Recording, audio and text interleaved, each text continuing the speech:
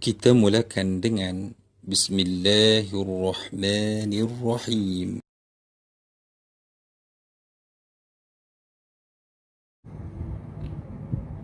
Assalamualaikum warahmatullahi wabarakatuh. Alhamdulillah wassalatu wassalamu ala sayyidil mursalin wa ala alihi wa sahbihi ajma'in. Amma ba'd wa ba'du. Alhamdulillah, kita sambung sulfik tajuk ijma'. Ta'riful ijma'. Ta'riful ijma' huwa ittifaqu jami'il mujtahidin minal muslimin fi 'asrin minal 'usuri بعد وفاة الرسول صلى الله عليه وسلم على حكم شرعي في واقعه. Maksudnya takrif ijma', ittifaq maksudnya kesepakatan kesemua ulama mujtahid, kesemua para ulama mujtahid daripada kalangan orang Islam pada satu-satu masa, daripada masa-masa satu generasi daripada beberapa generasi, ba'da wafat, berlaku selepas kewafatan Rasulullah sallallahu alaihi wasallam, ke atas hukum syarak di waqi'ah, yang berlaku, yang terjadi di waktu itu. Itu takrif ijma'. Maknanya kesemua para ulama pada waktu itu bersepakat untuk satu hukum yang tertentu, tapi mesti dah selepas kewafatan Rasulullah. Ijma' tak berlaku pada zaman Rasulullah. Hujjatul ijma', penghujaan ijma' sebagai sumber hukum dalam Islam. Hari ini Ustaz pakai rujukan dalam bahasa Melayu. Kamu boleh dapatkan mudah je hari ini, boleh baca untuk bantu fahaman kamu. Kuasa Usul Fiqh oleh Ustaz Ahmad Fawad Fadil Nur. So, belajar dengan dia Usul Fiqh dan bahagian kefatwaan. Dan juga boleh juga ambil daripada buku Memahami Proses Istinbat Hukum Syarak Muhammad Hafiz Muhayyidin, syarah daripada UiTM. Dua cukup lah kot, ada lagi sekarang ni, tapi jadi lah, kalau ni ikut ni kami dulu ada kitab lama-lama mengaji dulu, kata 6, kata 5 mengaji, itu ada kita simpan. Jadi kamu yang belajar ni, kitab yang ada tu sebaiknya jangan dibuang lah. Boleh jadi untuk rujukan kamu masa depan, ataupun tak boleh kamu ataupun anak-anak. Baik, kita terus pada penghujaan ijma'. Qala ta'ala wa man yushaqiqir rasul min ba'di ma tabayyana lahul huda wa yattabi' ghayra sabilil mu'minina nuwallihi ma tawalla wa nuslihi jahannam wa sa'at masira. Wa man yushaqiqir rasul, dan siapa yang menentang Rasul, min ba'di ma tabayyana lahul huda, selepas terang kepadanya kebenaran, wa yattabi' ghayra sabilil mu'minin, dia ikut pula jalan orang yang bukan Islam, orang yang beriman. Dia tak ikut jalan orang yang beriman, dia ikut jalan orang yang tidak beriman. Nuwallihi ma tawalla wa nuslihi jahannam, kami biarkan ia berleluasa terhadap kesesatan yang telah dikuasainya itu. Nuwallihi, kami akan kalihkan dia. Tawalla, apa yang dia nak kalih sangat tu bagi ke dia, dan tak fikir bahasa ada kan. Wa nuslihi jahannam, dan kami akan masukkan dia ke dalam neraka jahannam. Wa sa'at masira, itulah seburuk-buruk tempat ataupun seburuk-buruk tempat kembali. Surah An-Nisa ayat 115. Fi hadhihi al-ayah al-karimah wa'ada Allah ta'ala al-mukhalifina sabilil mu'minina bi jahannam. Ayat yang mulia ini, Allah Subhanahu wa taala mengancam pada mereka yang berselisih ataupun bersalahan ataupun menentang jalan orang yang beriman dengan mendapat habun neraka jahannam. Fayakunu bidzalika sabil mu'minin wal haqq, maka yang betulnya adalah jalan orang yang beriman. itulah yang benar. Itulah hak yang wajib, al-wajib al-ittiba', yang wajib diikuti. Wa ghairuhu, dan selain daripada itu huwal batil, dan selain daripada jalan orang yang beriman adalah kebatilan, adalah kesesatan yang wajib tarkuhu, yang wajib kita tinggalkan dia. Baik, terus yang kedua, hujah yang kedua, an Ibn Umar radhiyallahu anhuma qala Rasulullah sallallahu alaihi wasallam, inna Allah la yajma'u ummati ala dhalalah, sesungguhnya Allah Ta'ala tak akan menghimpunkan umatku itu di dalam kesesatan, tak akan berlaku lah. Ataupun maksudnya ialah inna ummati la tajtami'u ala dhalalah. Dalam lafaz yang lain, umatku takkan bersepakat dalam kesesatan. Takkan ada kesepakatan umat Muhammad ke atas kesesatan. Akan ada di antara umat Muhammad yang mempertahankan kebenaran. Baik, seterusnya fi hadzal hadis akad Nabi sallallahu alaihi wasallam, dalam hadis ini Rasulullah menguatkan, mengukuhkan sesungguhnya Allah SWT menjaga ulama al-ummah, menjaga para ulama umat ini minal ijtima', daripada mereka itu bersepakat ala amrin batil, dalam perkara yang salah. Kemudian yang ketiga, innal ijma' ala hukmin syar'i la budda an yakuna qad buniya ala mustanadin syar'iyyin min adillatin wa tatbiq qawaid syar'iyyah wa mabadi'iha al-'ammah. Sesungguhnya ijma' ke atas hukum syara' itu tak la budda, tak dapat tidak, maknanya mesti, ayakuna, mestilah ia dibinakan ala atas sandaran syarak. Maknanya ijma' itu satu kita panggil satu sumber hukum, tapi sebenarnya ijma' itu sendiri dia berdiri di atas hukum ataupun dalil-dalil syariah, dalil-dalil syara' di atas sandaran Al-Quran dan Sunnah. Jadi kalau kita nak mengkaji tentang ijma', kita kajilah apakah yang digunakan oleh ijma' dalam menetapkan sesuatu hukum tersebut. Baik, min adillatin, maknanya daripada dalil-dalil, dia bersandar kepada dalil-dalil, dan juga dia bertatbiq dan praktikal dan praktik kaedah-kaedah kawaid syariah, yang dia mempraktikkan kaedah-kaedah syariah. Maknanya dalam Islam kita itu dia ada kaedah-kaedah.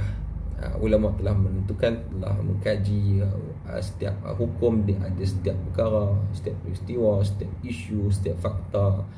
Di antara dia ada orang panggil apa? Dia ada orang panggil kawaid, dia ada kaedah-kaedah dia yang disusun. Jadi usul fiqh, Ibn Syafi'i susun, orang yang pertama susun usul fiqh, maknanya dia susun kaedah begini. Maknanya kukuhlah, kemah wa mabadi'iha al-'ammah, dan dia ada prinsip-prinsip yang umum yang kita boleh berpegang kepadanya. Baik. Wa idza kana al-ijtihad min al-mujtahid al-wahid la budda an yastanida ila dalil syar'i.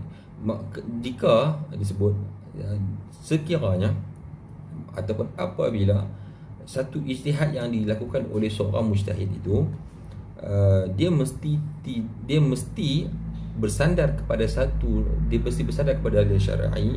Fama baluka bittifaqil mujtahidin jami'an ala hukmin wahid. Maka bagaimana pula kita kata apa pandangan kita, apa yang kita fikir pula, apa yang kita boleh fama baluka bittifaq, maknanya kalau dah seorang pun dia kena dengan ada dalil syar'i, maka kalau kata ijma', ittifaq para ulama, takkan tak ada dalil kot. Mesti ada dalil, kan?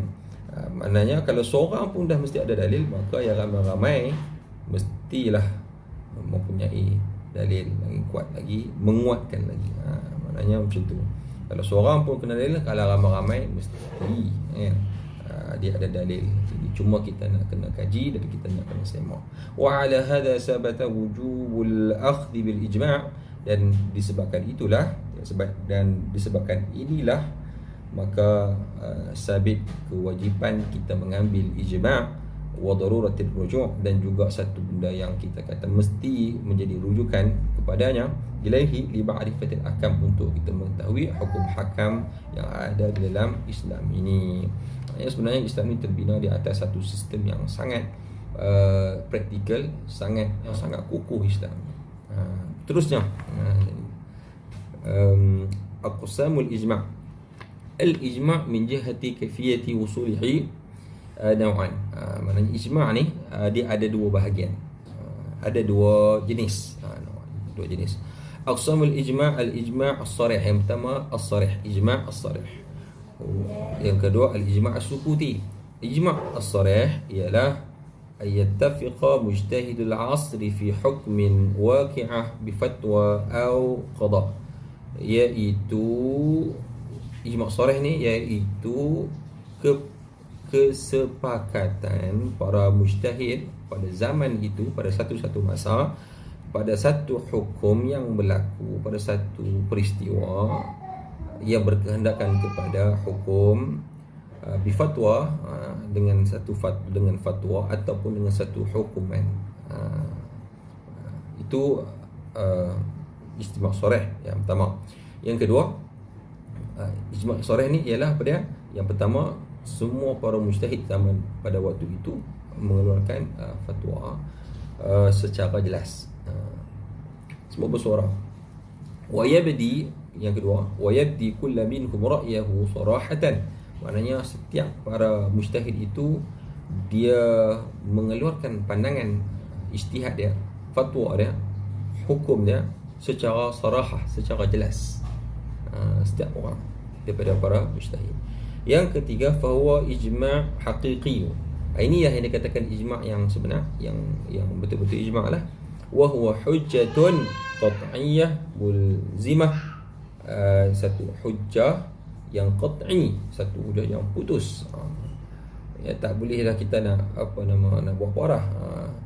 Yang mulzimatun, yang lazim, yang wajib, la tajuzu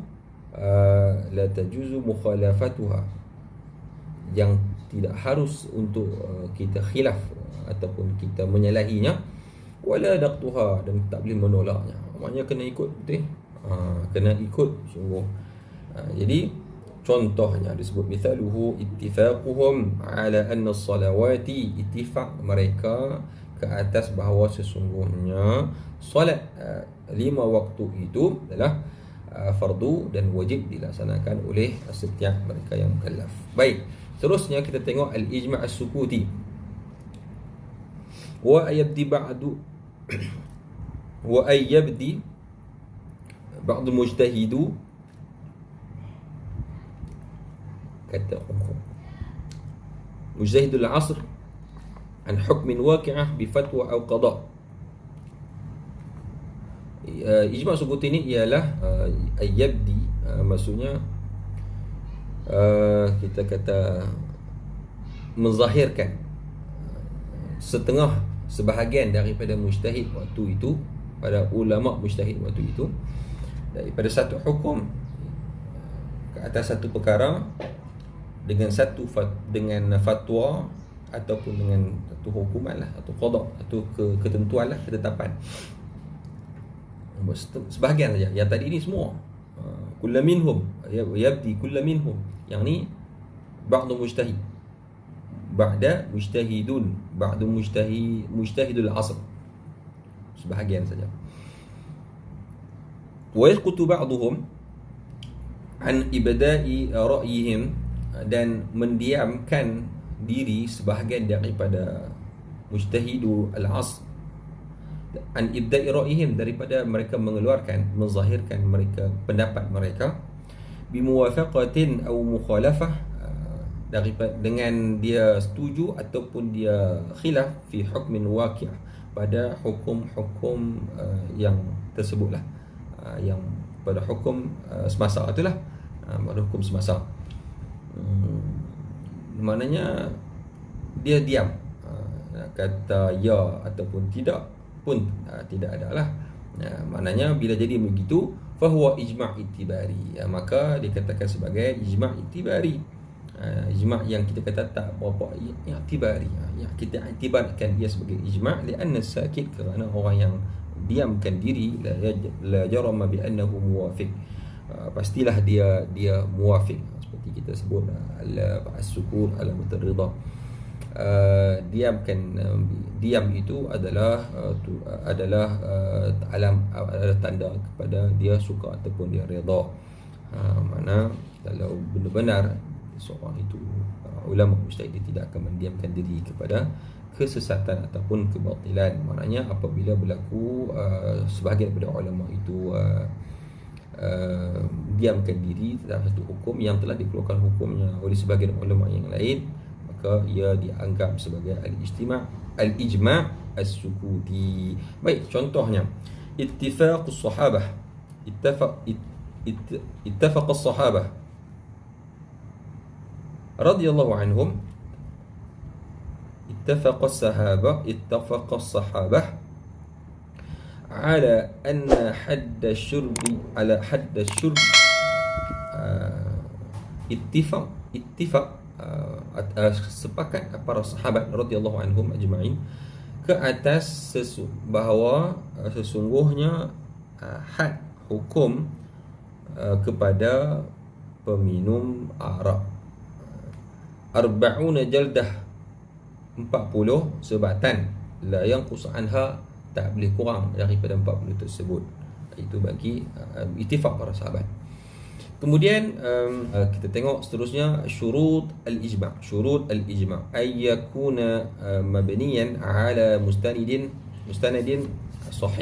sahihin min al-kitab was sunnah wal qiyas. Maknanya mestilah dia ni dibina ijma' ini di atas sandaran yang sahih, iaitu daripada sandaran nas kitab, minal kitab, daripada sunnah dan juga qiyas.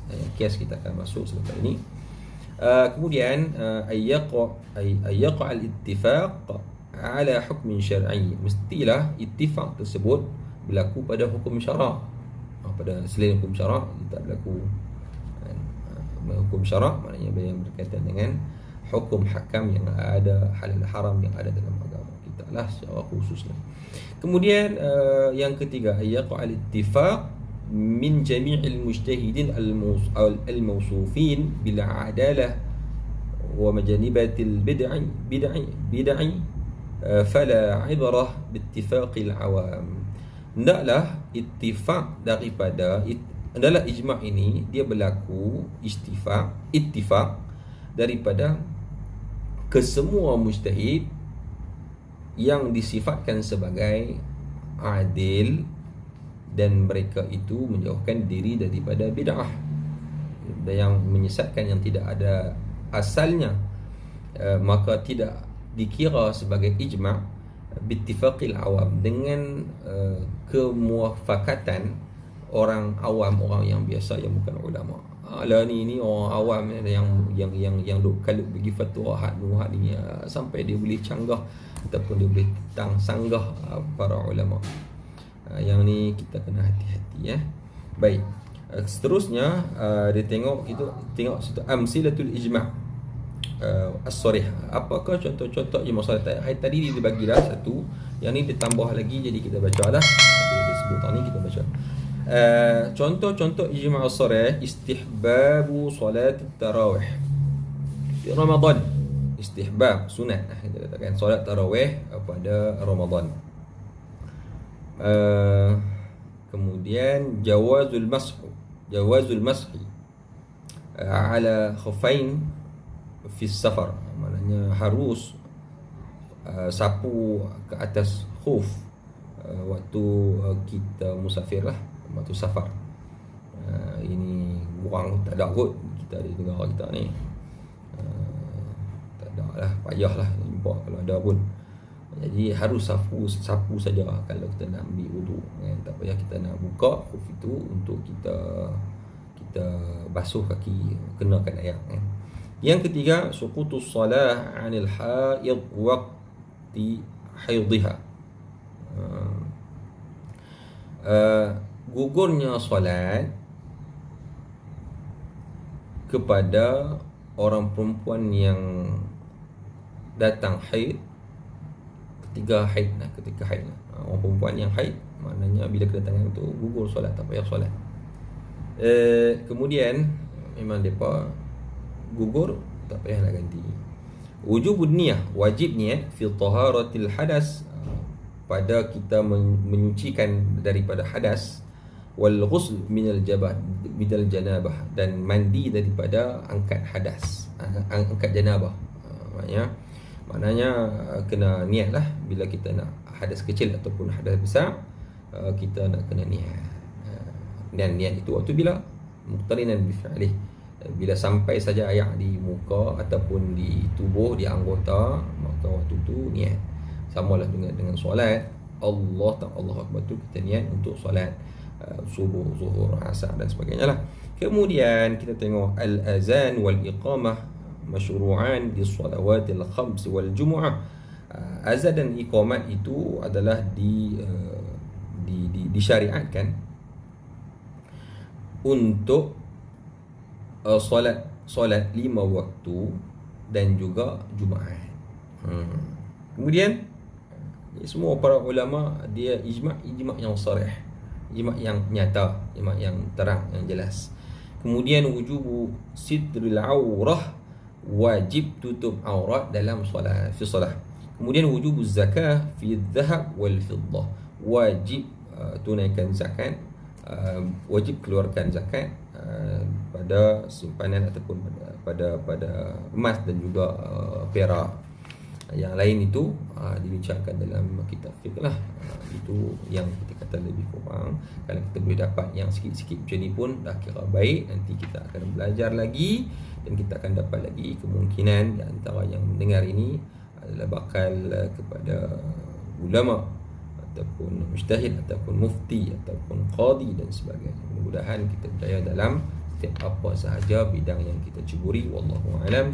Sekian ijma'. Insya-Allah nanti kita masuk pula, kita pergi pula kepada al-qiyas. Wallahu a'lam bis-shawab. Yang baik itu daripada Allah Subhanahu wa taala, bitaufiq wa taufiqi illa billah, dan yang lemah itu adalah daripada diri Ustaz sendiri yang banyak dengan kekurangan dan kelemahan.